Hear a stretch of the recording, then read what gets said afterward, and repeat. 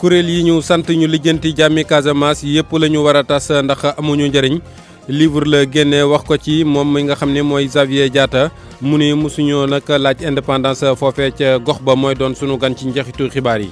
Khalifa Ababacar Sall demoon ca njiitu Pastef tey jii sant ko ci ñi nga xam ne ñoo ko jàppale woon ba mu génn kaso bi njiitu Pastef loolee nag ni dàqul ñoom ñaar ñu boole seeni doole ci yeneen i élection waa Pastef war a màggal seen juróom-benni at suba waaye parti bi fi mu ëpp doole di Ziguinchor nee nañu nag du ñu wuy si fii ci Ndakaaru ñaawloo ko renouvellement yi nga xam ne moom moo fa amee woon ak na mu amee. cleaning day bi suba ak jàmm lay tàmbali ak njiitu réew mi ku ne na seetal goo xam la ñu wax préfet bu Kaolack ni matériel bi jàppandi na ne nit ñëpp teel a ñëw wuy si waa Fatick moom ñi ci Aminata Goudiaby dajeel ni incha allah dinañu dem ca mbir ma. reportage bi ci lañu ko jagleel Gambie cleaning day boobee nga xam ne amoon na fa jamono Yaya Jammeh fi mu ne nii nag mu tas ñu bëri nag ca réew ma bëgg mu dellu siwaat ñaareelu pàcc bi ba tey tàggat yaram lay doon li ci yéene tàggat yaram tour du web arobase ak bonne santé. Casamance musul laaj indépendance di kaddu yu tukkee ci Xavier Diatta mu bind livre boo xam ni Casamance les geôles du mensonge loolu la ko tuddee livre bi nag mu seq ci waxtaan tey ji ak Ndata Diop ci la ko xamal ni nag fi mu ne nii ci ngir jàmm ji mën a dellusiwaat jàpp na ni daal tas kuréel gépp goo xamante ne ni sosoon nañ la ngir di ci jox tànki jàmm rek mooy li war ñu déglu ko. événement yi bu mu amee le 26 décembre 1982 ci la ay cadre Casamance jël seen responsabilité def délégation boobu ku koy jiite mooy le professeur Paul Correa. lettre sax bu mu bind président de la République pour ñaan ko audience bi mu ne ko ñun ay doomu Casamance am nañ ne am nga ay information waxuñu ne yow sa service newul di dox waaye bàyyi ñi nga xam ne Casamance nañ jógee ñu dem waxtaan ak suñu naataango pour ñu wax ñu exactement lan moo leen métti. et effectivement Abdou Diouf may leen loolu ñu jël presque acte si on est Casamance ba mu daj ñu ñëw ñu bindal ko benn téere jox ko ñu ne ko ah ñun de lii lu ñu gis ci wàllum mbéy ci wàllum napp ci wàllum lépp ci wàllu secteur yëpp suñu recommandation mooy nañ def nii bu ñu defee nii jàmm dina dellu si ci biir yoonu Abdou Diouf moo taxawal benn kuréel boobu Jean Collin moo koy jiite woon ci li ma dégg dañu dem ba ci biir Jean Collin dafa dellu si waat wax Abdou Diouf doomu Casamance téere boobu lenn rek lañ doon laaj foofu indépendance Casamance loolu moo tax ma dugal intégralement téere boobu Casamance musul taxaw tem naan day taxale ko ak Sénégal bind nañ ko document boobu kenn après mu réer kenn gisatul bi parce que dañ ko classé woon. ngir jàmm am moom góor gi ci biir téere bi lan lay digal njiitu réew mi wala ban xalaat la joxe. moom dafa ne c'est vrai ñoo xam ne ñuy toppatoo mbiru waxtaan bi entre MFDC ak nguur gi bëri nañu trop kuréel yi bëri na trop léegi nag am na ñoo xam ne dañuy liggéey bu sell liggéey bu baax ñoom ñoo xam ñoo xamante ne ay yaay yëfu tappale moo leen fa yóbbu seen affaire la moom daal ma dafa ñaan njiitu réew mi mu remercier ñépp ne leen jéggal laa leen bàyyi leen lii yëpp man ma régler situation. ci kanam tuuti ngeen dégg ko ni mu gën a yaatoo ci waxtaan week Ndate Diop Khalifa Ababacar Sall seeti woon waa Pastef tey jii wéy di sant di gërëm ñëpp ñu ko jàppale woon ci wàllu politique taxawu ko ba mu génn ci kaso bi mu ni nag waxi politique yóbbu ko fa woon waaye nag ñamu seeti woon ni ñoom ëllëg dàquñu nag ànd ak moom ci lu mel ni alliance wala coalition ci ay élection Pape Bes Diba. Khalifa Sall ne mag moo seet si rakkam goo xam ne dafa am taxawaay bu fés bu ràññeeku ci nattu bi ko daloon mu taxaw ci na mu waree Ousmane Sonko ne lii nag daloon Khalifa Sall yàlla wuuti la ci am kenn rek moom moo ko defoon ndax ab bëgg-bëggam bu bëggoon a faj ngir desaat ci réew mi di Macky Sall moom Sonko nee na moom rek ak waa Pastef ñooy seeni adversaire amuñu beneen adversaire nekkuñu fii di guerroyer wala positionnement biir opposition non parce que politique bi terrain bi mu ngi nii ku nekk da ngay dem liggéey rek ku ne da ngay dem def li ngay def c'est les Sénégalais qui décident donc on n'a pas d'adversaire dans l'opposition xeexuñu kenn ci opposition nous avons un seul adversaire une seule cible tant que xeexuñu ba mu jóge fi parce que baaxul ci Sénégal gëm naa ni baaxul sax ci boppam tant que loolu amut nous on ne peut pas perdre du temps ci ay débat entre opposants. Ousmane Sonko ne gis na ci Khalifa Sall ak ñi mu àndal taxawaay boo xam ne war na mën a tax ñu ubbeeku ci ñoom. On est tout à fait ouvert de voir des perspectives ensemble parce que tamit nag dañoo toll ci benn moment crucial pour ce pays du ñëpp nag la ñuy amal même discours bi du ñëpp lañ naan ubbeeku nañu war nañoo mën a liggéey ensemble waaye je le dis ici ci lu lalu ci waxtaan bu xóot bu wóor boo xam ne ànd dëgg lay doon ci lu war a defar Sénégal ñun am nañu on est dans d'excellentes dispositions pour qu'ensemble ñu réfléchir si lan la ñu war a mën a def pour le Sénégal ci échéance yi war a ñëw yépp nag. Khalifa Sall ne su weesoo nag ziar ak remerciement bu mu def si Ousmane Sonko ak waa Pastef mu ne réew mi rek moom moo ko soxal la te ñëpp dañ ci war a ànd ngir liggéeyal réew mi. parti Pastef boobu suba ak jàmm mu war a màggal juróom-benneelu anniversaire am di at yi mu am bi mu sosoo ak léegi ña fare ca Ziguinchor nag ñoom jàpp nañu ni du ñu wuy si woote bi fii ci Ndakaaru naqarloo ko nag ni ñu renouveler parti bi foofee ay ñàkk juboo daal di ci am leerali Lamine Ba. ndaje bi nga xam ne nag Ousmane Sonko bëgg na ko amal Dakar ngir anniversaire juróom-benni at yi nga xam ne parti bi am na ko wenn pàcc bi nga xam ne moo ngi bokk ci Pastef bu Ziguinchor duñ ci bokk ñoom ñi nga xam ne jàpp nañ ne ñoom ñooy coordination communale bu parti te ñu jotoon leen a tas ñoom nee nañu dañuy amal seeni meeting bopp fii ci Ziguinchor Seydou Mandiang moom mooy coordinateur communal bu Pastef fii ci Ziguinchor. ñun ñu daal di ko décider def ko fii ci Ziguinchor di def benn rassemblement bu mag suba ci samedi bi ci Kandialang ba nga xamante ni vraiment di ñaan parti Ziguinchor yëpp ñoo daje foofu pour célébrer ndoo li nga xamante ni moom lañ nekk di réussir en tant que parti ñëpp mënuñoo dem Dakar ñëpp mënuñoo génn Ziguinchor dem Dakar di fa célébrer dañoo jàpp ne ñi mën a dem Dakar nañu dem wante ñi nga xamante ne aussi mënuñu dem Dakar ñun en tant que coordination communale dañu am devoir obligation mën a fexe ba nga xamante ni ñëpp bokk ci célébration bi ñëpp bokk ci fête bi moo tax ñun en tant que coordination communale ñu décidé ne ñun dañ fiy toog Ziguinchor ñu am lu ñu fi def. pàcc woowu nga xam ne nag moo ngi bokk ci Pastef lépp li nga xam ne beneen camp bi bokk ci Pastef da koy amal ñoom duñuy faral di ci bokk ñu bëri jàpp ne li leen parti bi tas waral boobee mer nga xam ne moom la ñu amee ba léegi waaye ak li mënti am jàpp nañ ne jot na parti bi àddu ci dogal boobu nga xam ne nag jël na ko tas li nga xam ne nag moo di coordination communale bi. parti bi am na ay moyens ay outils yi nga xamante ni ay jumtukaay yi mu teg yi nga xamante ni c'est la ñuy jaar pour mën a régler genre problème yooyu ñun nag fi mu tekk ni jumtuwaay yooyu moom la ñuy xaar parti bi doxal ko pour mu régler genre problème yooyu mais en attendant ba keroog mu koy régler bay wax li nga xamante ni lii la wala la ñi nga xamante ni ñun la ñu fal ñun ñoo fi nekk ñooy coordination communale donc ñu ngi doxal en tant que coordinateur communal. Pastef bu Ziguinchor moo ngi ci ay jafe-jafe ay weer a ngi nii li ko waral nag mooy coordination communale bi nga xam ne Seydou Mandiang moo ko jiite parti bi da koo tas ndaxte jàpp nañ ne niñ ko falee jaarul yoon ci jamono jooju ba léegi ci biir Pastef Ziguinchor ñii bu ñu jaaree nii ñeneen jaar na le ba tax na jamono ji ñëpp seetlu nañu ñàkk déggoo bi nga xam ne nag mu ngi dox ci biir formation bu Ousmane Sonko. Lamine Ba Ziguinchor rajo Futur Média. jërëjëf Lamine juróom-ñetti minute gannaaw juróom-ñeenti waxtu ci rajo Futur Média. pour man RFM mooy rajo bi gën a jege askan wi. RFM rajo bi jaamu seen soxla. Fatick fi mu ne nii ndox ma moo coupé ba tàmbalee nag am ci ñenn ci askan ñoo xamante ne nii ma nga leen di sonal ña nga ni nag benn panne la boo xam ni fi mu ne nii ñu ngi lijjanti ngir daal di koy régler. ca Kayar fa ñuy soppee nag lii di jën yi usines yi moom nag la askan wi bëgg nag mu daal di tuxu ndax nag taxoon tey jii ñu daal di manifester ci ajjuma ji bëgg nag ñu daal di ko fay yëkkati yóbbu ko feneen nee nañu da leen di yóbbee ay jàngoro yoo xamante ne nii nag mën naa ñàkk tey jii kon ci marché bi Cheikh Anta Diop ma nga foofu. ñi nga xamante ne ñoom ñoo dëkk ci pegg ak Sine bërëb bu yaatu la boo xamante ne dañ fay lakk ay jën di fa génne keccax yi Tamba Dieng askan wi dëkk ci quartier bi di Tant Yoff gis ne ay loraange yu bëri la leen indil Nazer John moom moo yor seen kàddu. site bi ay sardine lañ fi transformé jabooy mooy jën yi nga xam ne ñu leen transformé en poisson braisé séché ñu nekk keccax léegi keccax boobu nag bu demee ba tey jii mu gën bakkanu nit mais ñun dans quel Sénégal nous sommes besoin askan wi comme ni ko Macky Sall waxee nga fexe def de telle sorte que environnement bi ñuy dund dina sain bu ko defee benn déchet du fi am benn pollution du fi am. góor gi Makan Seck mi nga xamante ne moom mooy chef de village bi nee na sax lii de war nañ cee jóg ndaxte loraange yi bari na. xam nga ñax mi ku ko xool seet ka daa xam ne ak santé nit ñi mënu ànd wallaay ndax ñun sonn nañu bu baax suñu njaboot yi kenn ku ne yaa ngi dem dispensaire yaa ngi dem hôpital moo guddi moo bëccëg nee na saxaar yi moo jàpp ci xol yi man moo ma jàpp toolu ma noonu nii bonkal laa woon saxaar si moo mu dugg si parenteel yi dugg si néeg yi nit ñi di ko noyyi mën na fi jógee. soxna Astou Gaye mi nga xamante ne moom moo yor kàddu jigéen ñi di sàkku nag ci nguur gi mu def ci jéego. monsieur Kam mi nga xam ne moom moo fi nekk si hôpital képp koo xam da nga feebar dem dispensaire dina la xamal carrément ni la saxaar si moo la jàpp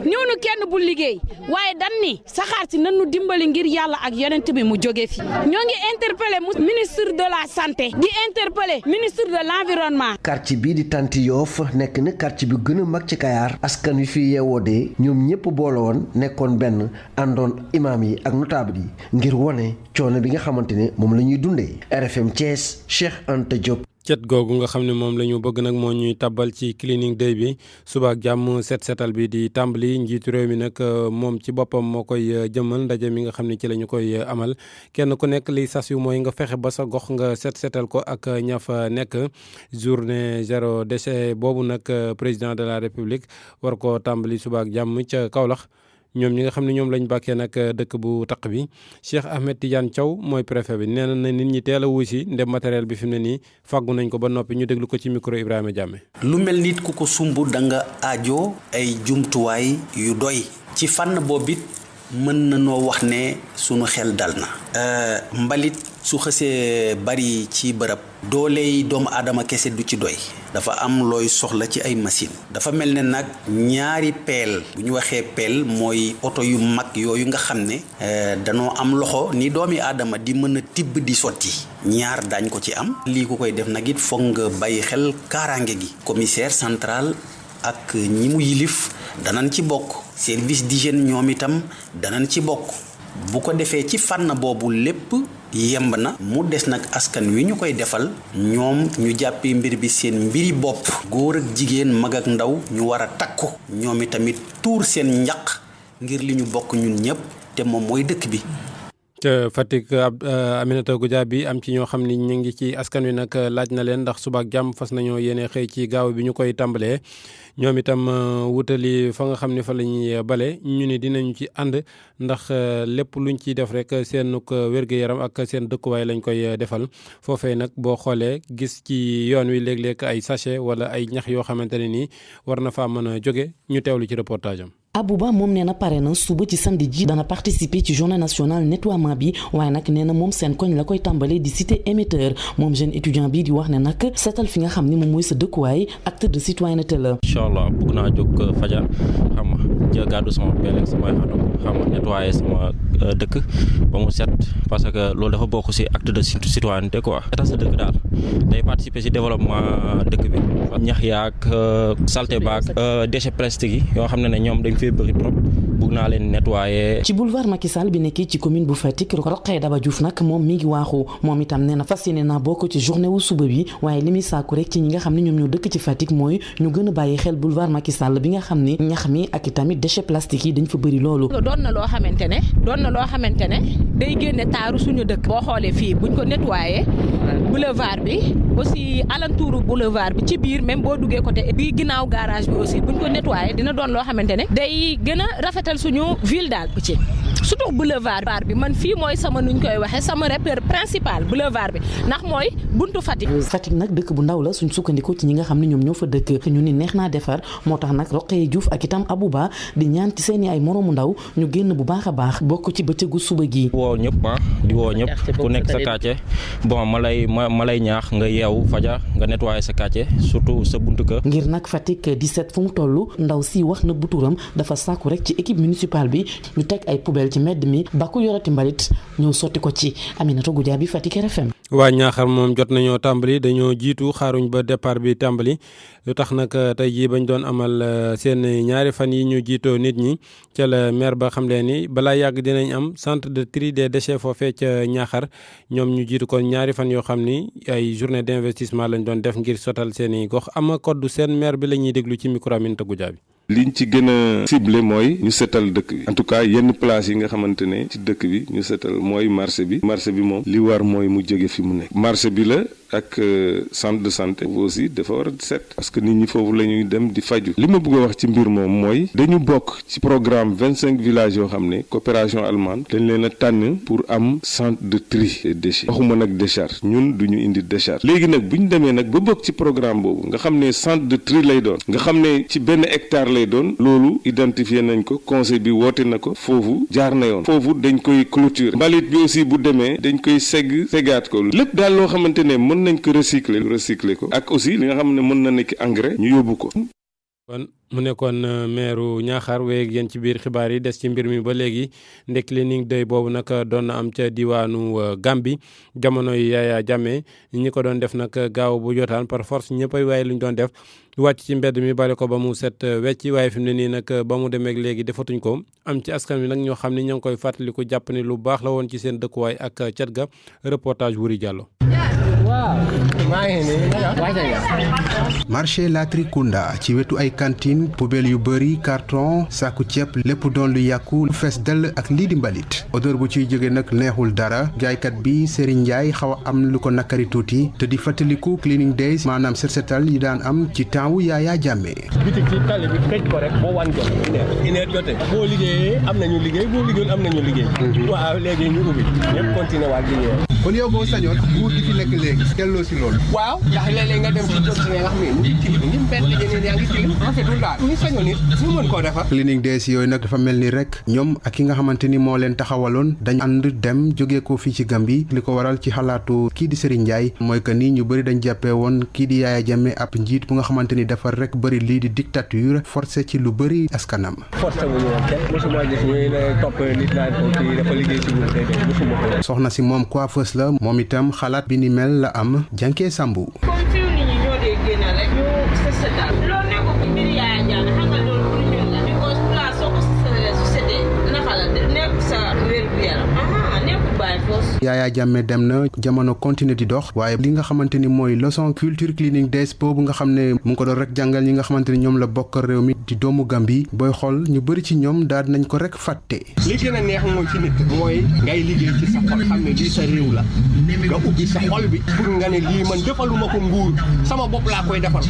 yaa ngi sànni ma la wax ni RFM fii ci Banjul. waaye loolu moo fi jafe. Wuri Diallo. jërëjëf Wuri Diallo ñu daal di wax ci jigéen ñi nga xam ne nag ñoom ñooy leb bor yi te di yëngu ci marché jën yi ñoom nag jàmbaar lañ lool ci wàllu fay gi 400 millions lañ leen séddale woon ca diwaanu Pikine dañ ko fay ba mu jeex tàkk kon nag bokkuñ ci waa Pikine yi ñu ne woon duñu faykat yi bor waa DER tey ji la ñu joxe xibaar bi ci ndaje mi nga xam ne ci lañ doon amal di ci daje ak ASC yi Pape Amadou Sarr mi ko jiite ci micro Ndongo Ka Pape Amadou Sarr jàppandiwul dinañ ci ànd jombul ak yéen ci beneen jotaayu xibaar ak leeral yooyu nga xam ne indi na ko ci financement wu DER yi ñu tàbbi ci tàggat yaram. tàggat yaram Malal Junior Diagne ma lañ nuyu Malal. maa ngi la fay Makumba. 40 milliards yu jëm ci war a yeesalaat lu toll ci juróom-ñetti stade. loolu moom mooy li dogal bi baw ko ci ministre des sports bi mu ni nag dinañ koy yeesal Demba Diop Léopold Sédar Senghor. Stade Babacar Seye Thiendar ak stade Aline Sitoé Diatta ak bu Kaolack waaye it nee na am na yeneen koppar yoo xam ne des ko dugal ci yeneen stade ngir daal mën koo matale ba réew mi yëpp maase gars yi mën tàggatu matar ba kàddoom yooyu ma ngi koy yëkkati foofa ca banlieue bu Ndakaaru dinañ ci dikk mu bokk nag ci programme goo xam ne daal dañ ko waxoon ne 2020 dinañu ko taxawal ngir fexe ba Sénégal am ay stade yoo xam ne yu jagle ndax saa si tembe daanaka benn lañ fi yore bu xaw a tanendi moom moo di stade bu Lat Dior ba waaye ci des yëpp daanaka la ca nekk daal doy na waar Alaaji Makumba ñu waxtaanee wàllu coupe de la ligue suba la ñu daal di door première journée nag programme bi nee nañu Wakam moo ca laale Kër Madior ñaari tali ak Linguère loola de ay jamono derby la EJ Fatick ak Amitié FC jamono Fatick ak waa Njambur bu Louga Demba Diop ak waa Renaissance la ca des dinañu ko yëgale bés ni dimanche match bay gën a fës foofa day dox diggante AS Pikine ak Jaraaf bu Ndakaaru. ñu wéy ak Liverpool ak Sadio Mané jeexal at moo xamante ne ni kenn dooru leen ci. moo tax nu daal di kon dugg ci taarixu championnat booba di première ligue bu Angleterre ja Sadio Mané yi def na ca jaloore ndax def na ca lu toll ci 25 ci ay but loolu nag di lu rëy ñun ndëxëñ ko ànd ci ak Oumar Mbow. ñeenteelu fan weeru janvier la Liverpool gëj a am défaite ci Angleterre bis boobu sax ki jëloon championnat bi di Manchester City moo ko dooroon Sadio Mané ak ñi mu àndal. football nañ fanweer ak juróom-ñaari match te kenn gañewu leen ñu am ci téeméer ak benn poñ waaye club bi di Arsenal moo ko raw ñaari fukki match ak juróom-ñaar ci atum 2003-2004 topp ci Chelsea ñeenti fukki match ci atum 2004-2005 te kenn gañewu ko waaye Liverpool mooy ki gën a am ay poñ ki topp ci champion bi juróom-ñeenti fukki poñ ak juróom-ñaar ci Angleterre ci loolee lépp nag Liverpool gañewu fa trophée Sadio Mané mooy ki gën a dugal ay but ci jaloore boobu ñu def ñaari fukki but ak juróom topp ci Mohamed Salah fukki but ak juróom-ñeent ak Firmino fukki but arrière latéraux Reds yi di Alexandre Arnold ak Robertson ñooy ñi gën a def ay passes décisives ki njëkk am na fukki ak juróom-ñaari passe ki ci topp am fukki ak ñett ci yooyu le jaloore nag AS Milan mooy ki ci raw ca Europe juróom fukki ak juróom-ñett match le football te kan gañewu ko topp ci Bayern Munich juróom fukki ak ñett Juventus ñeenti fukki ak juróom-ñeent ak Barcelone ñeenti fukki ak ñett. nu daal di wax ni Espagne ñoom dinañu tàmbaliwaat yëf yi tax suba ponkal yi dinañu suwe ndax Real moom dina laaleeg waa Retafe Real dafay génn Barça topp ci tànkam génn itam waaye Barça du génn Barcelone ndax équipe ba mu nekkandeel ca Barça lay dajanteel muy Espagnol Barcelone loola kon derby la ca moomule dëkk di Barcelone. ñu wax ci. badminton tournoi bi suba ci gaaw bi. waaw tournoi du Panda la tudd. ndax dañ ko bàyyeele ambassadeur bu nekk fii toogal fi Chine te Panda xeetu mala la goo xam ni bu ñu waxee Sénégal gaynde bu ñu nee Chine xel dem ci Panda.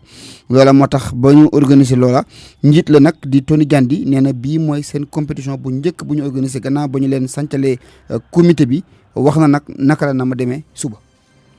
compétition bi ñu ngi ko tuddee tournoi du panda nag foo ko déggee panda benn xeetu mala la bu jege ours buy symboliser diplomatie chinoise donc généralement panda buñ koy mayee ak benn pays bu Chine di jokkalante pour raffermir relation yi ratax donc si loolu la ñu méngale tournoi bi pour que su relation Chine ak relation Sénégal diggante bi ratax bu baax et que aussi ñun tamit suñu diggante ratax ak badise yi et que ak public bi aussi te ñu ngi invité ñëpp ñu ñëw assister ci compétition bi nga xam ne fee jouer Sadio Marius Ndiaye ci 10 heures ci suba bu si la ñuy tàmbali compétition yi ak qualificatif yi ci après-midi ñu commencé tàmbali finale yi donc dinañu am simple ci jigéen ñi simple ci góor ñi ak double ci jigéen ñi ak double ci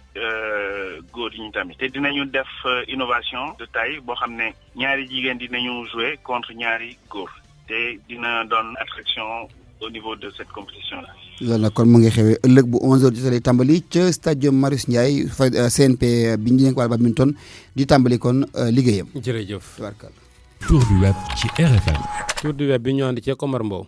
jàngeen jëf Déthié Fall àndul ak set setal bi njiitu réew mi taxawal ci gis-gis ki topp ca Idrissa Seck ca parti bu réew mi seetal dëkk bi du rek yam ci média yi di wax xibaar baa ngi ci senegal7.com ca leeral.net seneweb.com ak bët7.com Macky Sall mooy xamle ne bëggul gis benn responsable politique wala militant ci wetam ci setal bi kon nag na ku nekk yam fi nga bëyee ko ngir seetal sa mbedd koñ ànd ci ak sa waa koñ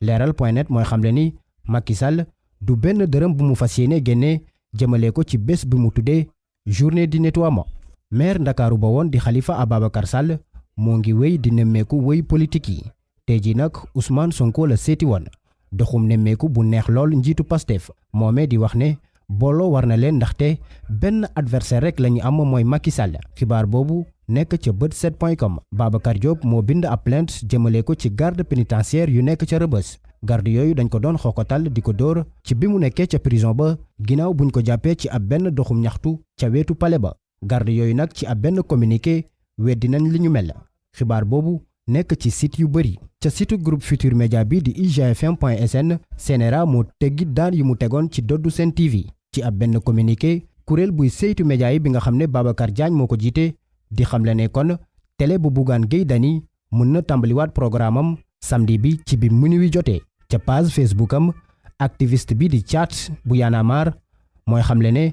bu Macky Sall forcé ngir am 3e mandat kon dañ koy jëlee ca palais ba ñu defaat benn clic duggaat Seneweb ci bile site benn xale bu jigéen lañu fekk ñu faat ca Mbour xale bu jigéen boobu nag alarba lañ ko géejee gis ca Liberté 2 moomee nag lañu fekk ci ay briques ñu nëbb ci ab benn kër bi ñu doon tabax ci ab benn vidéo Wiw Sport di xamle ne njiitu CNG di Alioune Sarr Tyson ak Manga 2 lañu doon décoré sport football mercato Paris Saint-Germain moo teg ak plan ngir jënd Kalidou Koulibaly ubbi leen seeni nopp bu baax a baax PSG juróom benn fukki million d'euros ak Thiago Silva la teg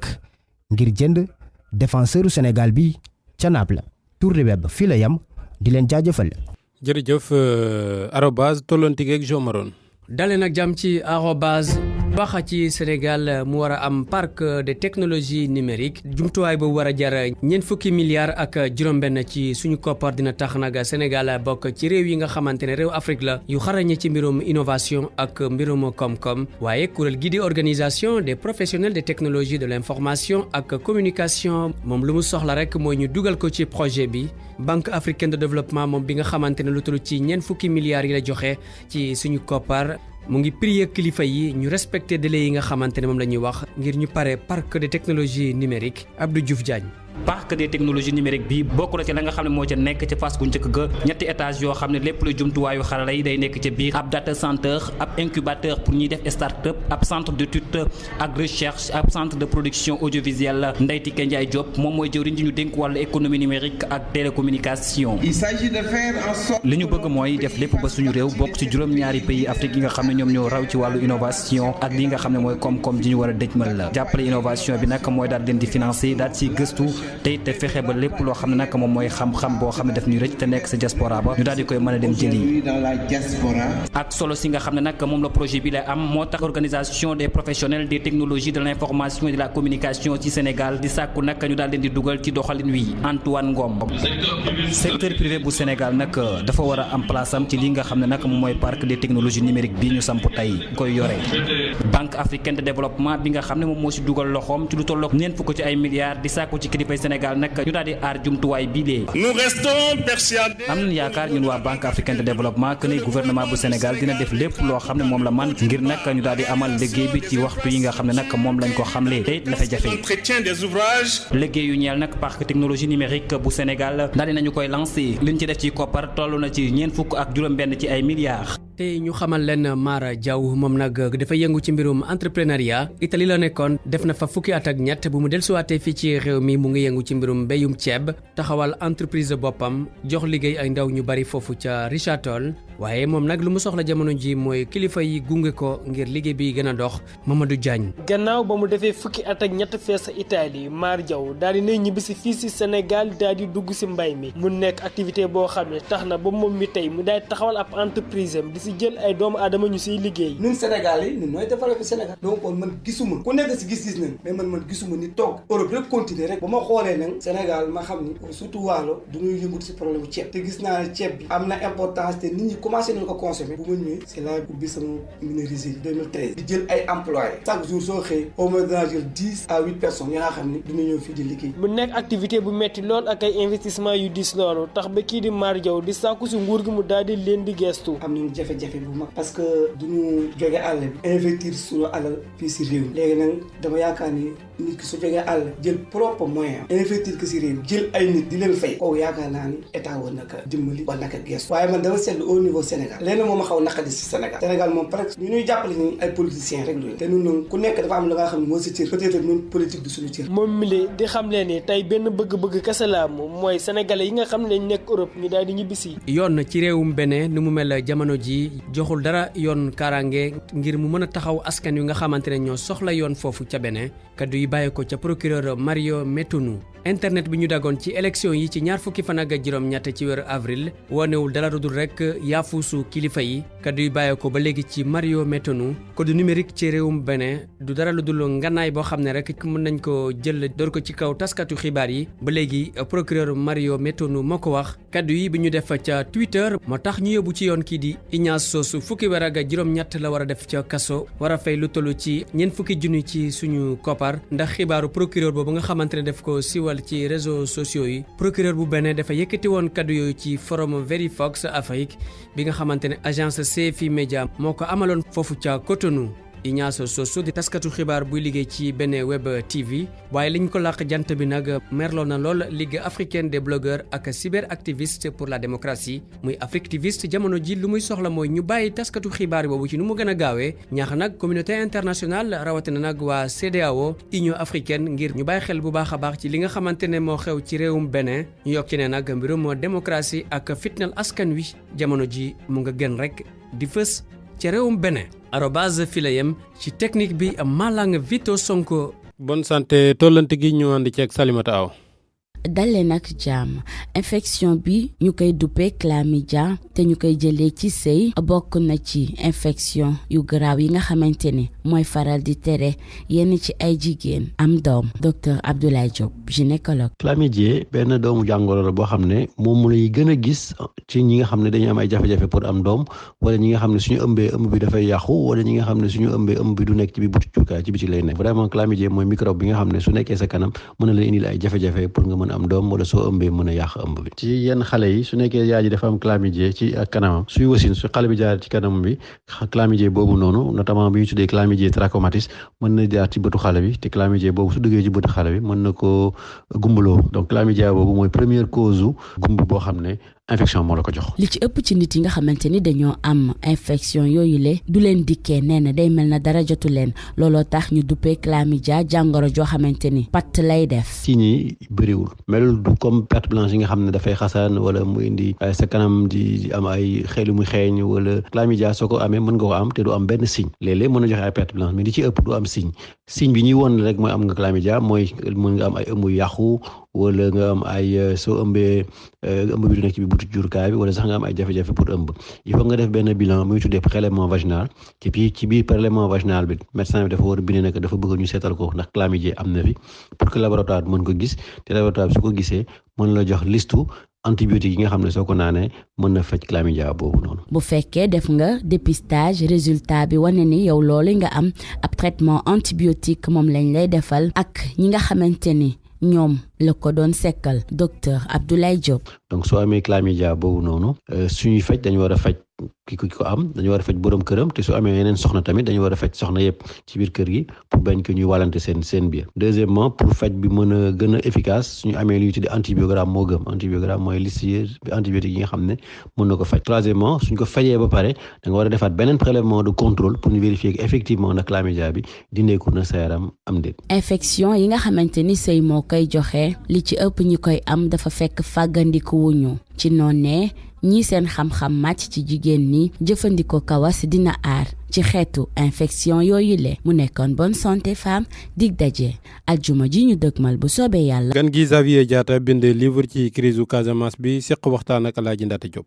Makumba Bey jërëjëf ni ñu ko waxee suñu gan tey ji moom mooy Xavier Diatta monsieur Diatta ñu ngi lay nuyu. maa ngi leen di fay. yaa bind livre bi duppee ko Casamance les geôles du mensonge ngay doomu Casamance nekkoon timit ci l'armée bu Sénégal nekkoon timit élu ca Casamance ci Ziguinchor bokkoon ci conseil départemental bi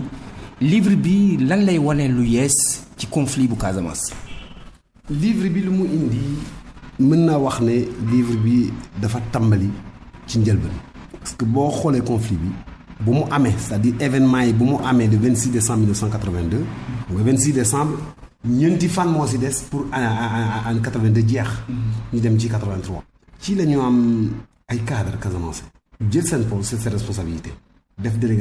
délégation boobu ku ko jiite mooy le professeur Paul Correa. rek léegi doo am ay recueil wala nga tourné fenn nga dégg nit ñi di wax Paul Correa. alors que Paul Correa waroon nañ ko gërëm waroon nañ ko sargal waroon nañ ko honoré parce que nit koo xam ne depuis toute sa vie jàmm rek la doon dox. moom moo dem seeti président de la République. lettre sax bu mu bind président de la République pour ñaan ko audience bi muy ci biir livre bi. mu ne ko ñun ay doomu Casamance lañ. peut-être que ñi nekk foofu. ñi lay jox xam nañ ne am nga ay information waxuñu ne yow sa service newul di dox waaye bàyyi ñi nga xam ne waa Casamance nañ jógee dañuy dem foofu ñu dem saytu ñu dem xool ñu dem waxtaan ak suñu naataango pour ñu wax ñu exactement lan moo leen métti. et effectivement Abdou Diouf may leen loolu. ñu jël presque at sillonné Casamance ba mu daj. ñu ñëw ñu bindal ko benn téere jox ko ñu ne ko ñun de lii lu ñu gis ci wàllum mbéy ci wàllum napp ci wàllum lépp ci wàllu secteur yëpp. mu ne ko lii lañu gis lii baax na lii war nañ ko suqali lii war nañ ko baax. suñu recommandation mooy nañ def nii bu ñu defee nii jàmm dina dellu si ci biir yoonu. Abdou Diouf nga président mooy président noonu lay doxale mu taxawal benn kuréel mu leen doomu Casamance dafa am lu ñu ma indi lii la ñu indi dama bëgg ngeen saytu ko soo leen pare ngeen ñëw wax ma loolu leen si xalaat. kuréel boobu Jean Collin moo ko jiite woon ci li ma dégg dañu dem ba ci biir Jean Collin dafa dellu si waat waa Abdou Diouf que di doomu Casamance téere boobu lenn rek lañ doon laaj foofu indépendance Casamance. alors que boo liiree loolu moo tax mu dugal intégralement téere boobu paa bi dafa dugal intégralement téere. alors que recommandation yi wax ay recommandation la ko joxoon. te ça en conclusion wax na ko que Casamance musul taxaw tem naan day taxale ko ak Sénégal bind nañ ko document boobu kenn après mu réer kenn gisatul bi parce que dañ ko classé woon. kon Casamance musul ñaan indépendance. Casamance musul ñaan indépendance. ci boo lii rek te téere boobu lu ñu donc déjà loolu lu bees la. loo xamante ne man bu loon paa bi du ma ko xam. yow peut-être bu dul paa bi doo ko xam. kon livre bi témoignage la. bu góor voilà. loolu ci 1982 la woon dem ba 2000 waaye gannaaw gi am na beneen pàcc boo xam ne ni daal mën nañ ñi ci jamono ji moom la ñuy dund. nga ni jàmm amul guerre tamit amul. ensuite mu constaté ne période yooyu yi nga wax effectivement période yoo xamante ne fitna jógoon na fitna bu jéggi dayoo. mooy 82 ba 2000. waaw trop de mort. ensuite beneen fànn bi mooy de 2000 ba 2020 bu ñu nekk beneen xeetu conflit la ñu gis. c'est vrai que jàmm am na waaye est-ce que jàmm jooju lalu na ci loo xam ne du dëgër. mooy li nga duppee situation de ni guerre ni paix. voilà parce que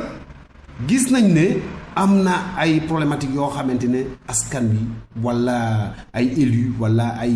ay kàngam yëkkati nañu kàddu yooyu mais ba léegi kenn xamul exactement. paa bi moom dafa joxe xalaatam ak expérience am ak lu mu xam ci biir Casamance. loolu la joxe ci livre góor gi tamit di wax ci biir livre bi ni dafa am ñoo xam ni ñoo ciy liggéey waaye ñooñu dafa mel ni daal mbir mi ngir jàmm am yittelu leen. voilà parce que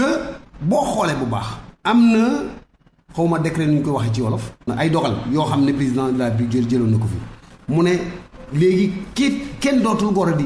kii ay garab Casamance. waaye boo xoolee bu baax comme wala fi ñu naan teel a wàllu gën a ay bés bu ne boo xoolee ci réseaux sociaux yi da ngay gis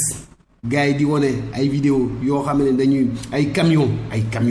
ngandum camion ñoom ñuy transporter ay bi yóbbu ko Gambie kii ko donc yooyu yëpp paa bi yooyu la xool mu ne lii am na problème. dem na Niafan. ñuy dox dànku jàmbu ci mbir mi tamit bari na. dem na Niafan. am ay problématique yëpp yoo xamante ne yu lalu tey ci situation bu ñu naan mi guerre mi paix. paa bi joxe na ci xalaatam. man je trouve que lu baax la parce que ñëpp lay interpellé parce que ñu bëree fii Sénégal xam nga demoon nañ fii ñu tuumal fii ñu naan doomu diw jël na fi lii doomu diw jël na fi lii. mais lu tax mu am fii par exemple Dakar seulement. pourquoi doo am Casamance. il faudrait que nii ñaax accepter loolu. su fekkente ne am na loo xamante ne ñun ñoo xam ne dañu di tuumal fii ci loo xam ne peut-être lalul si dara alors que fële dafa lalu ci loo xam ne ñëpp teg nañu si bët. waaye problème bi. ngir jàmm am moom góor gi ci biir téere bi lan lay digal njiitu réew mi wala ban xalaat la joxe. moom dafa ne c'est vrai ñoo xam ne ñuy toppatoo mbiru waxtaan bi entre MFDC ak nguur gi bëri nañu trop kuréel yi bëri na trop léegi nag. ñoo xamante ne am na ñoo xam ne dañuy liggéey bu sell liggéey bu baax ñoom ñoo xam. ñoo xamante ne ay yëfu tapale moo leen fa yóbbu seen affaire moom daal dafa ñaan njiitu réew mi mu remercier ñépp ne leen maa ngi leen di remercier bu baax a baax ci liggéey bi ngeen def. am na ñoo xam ne am na fukki at am na ñoo xam ñaari fukki at am na ñoo xam ne juróomi at am na ñoo xam ne ay weer lañ ci mu ne ñëpp la war a dajale mu ne ñoom vraiment. jégal naa leen bés ni kiiti jégal naa leen bàyyi leen lii yëpp man ma régler situation bi parce que paa bi lu mu wax mu ne yàlla bu la fale njiit day am lu muy def ci yow boo tëjoon ak ay say noonu su tëjoon ak noonam bu ñuy ubbi bunt bi ñuy génne doon la xam ne noonu yooyu doon la xam ne maa ngi foog ne ay xarit ay benn bakkan loolu moo tax paa bi ne na MFDC su fekkente ne xawma leader yi juróom lañu wala fukki lañu wala fu ñaar fukk lañu ñoom ñëpp nañu dajaloo benn bés ñu bàyyi président de la République moom kot mu ñëw toog jàkkaarloo ak ñoom déggul leen. ñi jàpp ni xëy na peut-être division moo am ci biir MFDC moo tax loolu mënul am. est-ce que loolu mais pas loolu c'est division effectivement division lan la ñuy naan division effectivement division MFDC dafa diviser lu tax du division ñoo xamante ni ñu yebal pour dem ñu dem wax ak ñoom dégguwuñu yow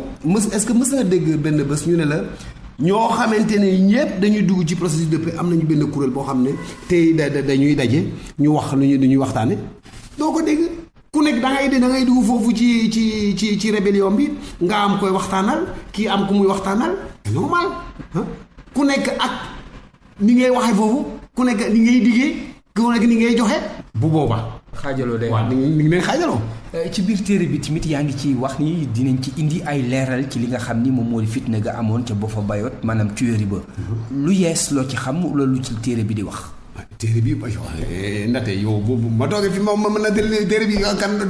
doo ko lii doo ko jàng di loolu bàyyi naa la boo demee téere baa ngi ne mu ngi Harmattan boo demee boo ko jëndee boo di nga gis ni est-ce que dafa am lu ci yees. waaw am na lu bëree ci yees lu bëree ci yees. lan moo indi parce que fitna googu nee naa la problématique yëpp yoo xam ne yu lalu ci situation actuelle bi pa bi wax na ci wàllu zircon wax na ci wàllu kii nu mu tëddee bois bi wax na ci wàllu théorie bi wax na ci yooyu yëpp ñu ngi ci. wàllu narcotrafic. waaw narcotrafic yëpp ñu ngi ci. te non lu bees la livre bi lu bees la. am na taskatu xibaar bu ñu ci teg loxo bu mel ni tamit tudd nañ ko ci livre bi ak ñu ni teg loxo gañ ko teg loxo.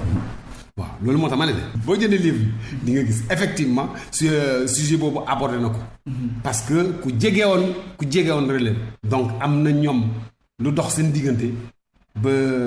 effectivement am na ay information yu leer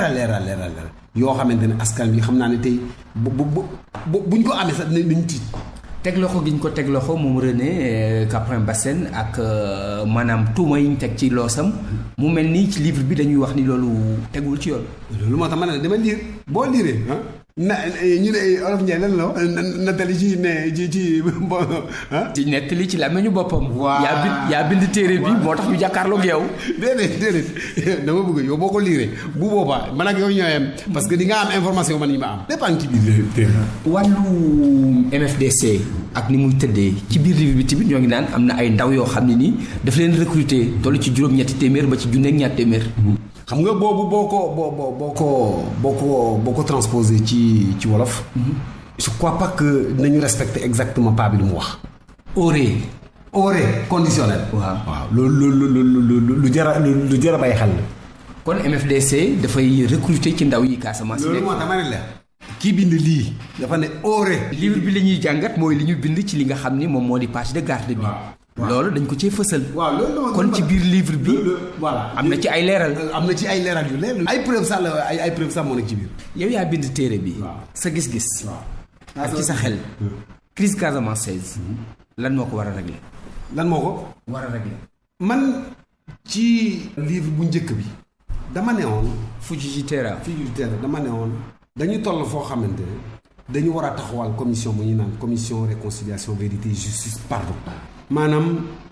ñu def benn kuréel boo xamante ne comme Gambie nu mu koy defee léegi. koo xamante ne ñii ñu ngi koy tuumal def na lii wala deful lii war nañ ko teg mu expliquer askan wi lu mu def lan mooy wareefam lan mooy responsabilité am ci wàllu kii bi. bu ñuy defee loolu dëgg dina génn. loolu laa préconisé mais ba léegi affaire yi nu mu demee je crois que paa bi nu mu wax. lu jar a bàyyi xel. parce que lu sensé la. d'abord moom mag la. sage la te lu mu wax am na mën a trop. loolu moo tax bon man actuellement sama position dafa xaw a changé. parce que paa bi lu mu wax influencé na ma bu baax a baax. waaye daal lépp mi ngi ci taxawal ak kuréel googu nga duppee. il le faut parce que gis nga boo jëlee dëkk yoo xam ne ay Côte d'Ivoire ay trucs mais tous ces pays là foofu lañ jaar. c'est-à-dire crise à un certain moment dañuy gànnaay dañ koy teg fële ñu toog waxtaan jubo dem waaye bu ñu fi toogee ñun léegi ñaar 35 ans am na ñoo xamante ne juddoo ñu bu ñuy juddoo nga crise ñoom sax dañuy juddu ci biir conflit bi ba léegi te léegi ñu am 40 ans jar nañu seetaat suñu bopp. Xavier Diatta jërëjëf. naam su fekkee ni bëggoo sax ñu xuus ci biir livre bi. jërëjëf Ndate. jërëjëf merci beaucoup.